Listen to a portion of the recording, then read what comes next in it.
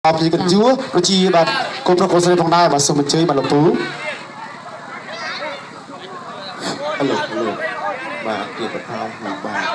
ចាំឲ្យលឺតិចទៅលោកបានចាកូនកន្លះកូនកំមុំយើងលើកដៃសំពះគាត់តិចទៅចាបងប្អូនជាបរិវត្តនៅទីនេះដូចជានៅគេកន្លែងហ្វេហើយសូមជូនមកជាប៉ូលីសបាទខ្ញុំបាទបងពិធីកោះកុងបាទខ្ញុំមិននឹកស្មានថាខ្ញុំបាទមានកូនសានៅទីនេះបាទអរគុណអត់មានអីទៀតទេមានតែប៉ុណ្ណឹងចាអត់ទាន់ត្រូវដល់ពេលអញ្ចឹងគាត់រៀនខ្សោយទីចាបាទសូមអញ្ជើញបាទម៉ាក់ផងដែរបាទ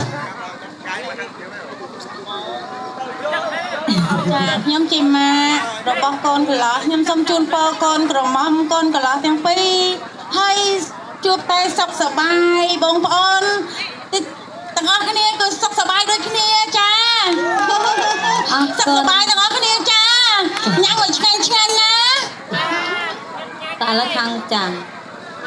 អូយញ័រអស់ហើយភ័យ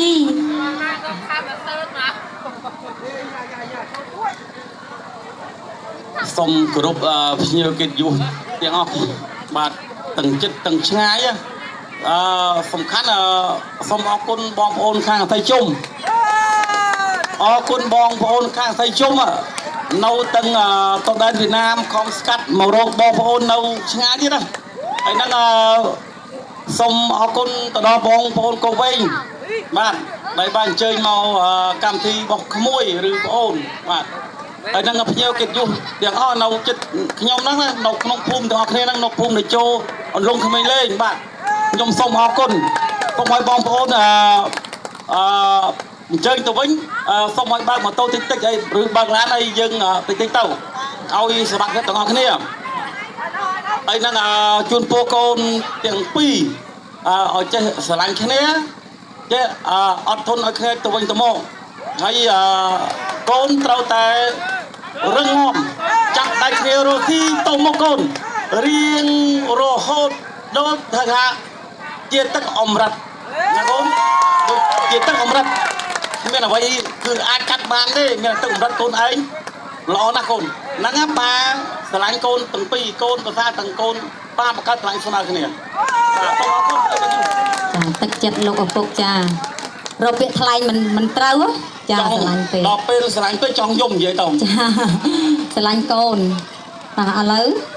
ចាខាងអ្នកម៉ាក់រួចនៅអ្នកម៉ាក់ម៉ាត់ទៅចាអត់អីទេចាដោយសារតាយើងបានពោច្រើនដែរហើយចាបាទគាត់និយាយចេញគាត់និយាយថាគាត់អពេកចា